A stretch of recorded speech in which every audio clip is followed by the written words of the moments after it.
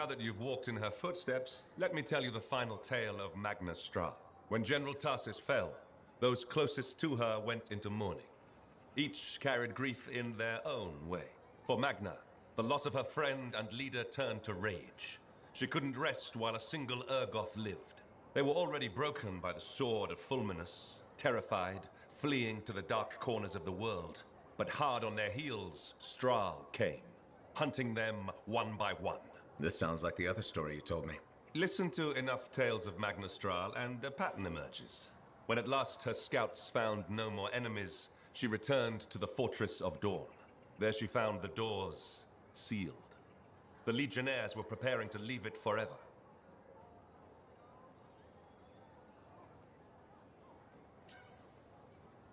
Even after I went inside, I've never heard why the fortress was sealed up. I'm getting to that part. While Strahl eased her grief with battle, Arden Vasa fixated on his duty. With her final breath, Tarsis had made him swear Antium would not fall, no matter the cost. At her command, Vasa prepared to take the entire Legion of Dawn to safeguard Antium for all time. Outraged at what she saw as desertion, Strahl ordered the Lancers to halt, and they obeyed. Her general secured a future for all people, not just Antium. She called for the Legion to follow her, to battle the enemy in the darkness where they'd fled.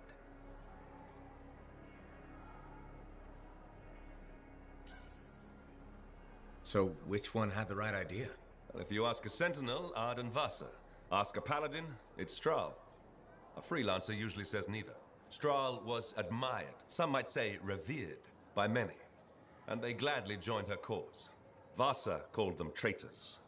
Strahl declared those who stayed behind were cowards, and the Legion broke. Those who followed Magnus Strahl called themselves paladins and went north to pursue the enemies of man. They vanished into the darkness and were never heard from again. Wish they had disappeared forever, but we aren't that lucky. For a long time, we believed all the paladins died in the far north. When we learned they'd survived the cataclysm that froze Stralheim, centuries had passed, and they were different from what they once were. Whatever happened to the paladins can't be allowed to overcome the freelancers or the sentinels. We can't defend against something we can't even identify. Be on your guard, Lancer. Walk the paths.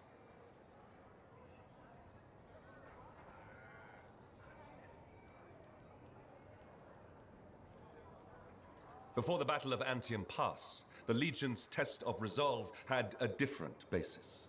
It began with Leotrel, the general's oldest friend. When Tarsis first raised an army against the Urgoth, Leotrel was with her.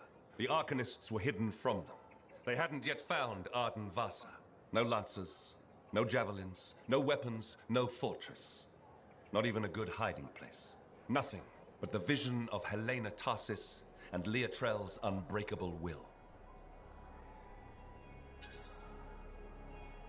You can stop building suspense. I already know they formed the Legion. This story isn't about whether they succeeded, it's about how. A legion needs soldiers, and it began with just one. The two set out to find the Urgoth. The plan was simple: follow the raiders and warn villages in their path. At first, they succeeded in getting word of the coming Urgoth to people in time. Villagers fled, but the longer the Urgoth went without a catch, the faster it spurred their hunt. Finally, Tarsis and Leotrel arrived at a town with the Urgoth on their heels. Flight was impossible, so they stood and fought.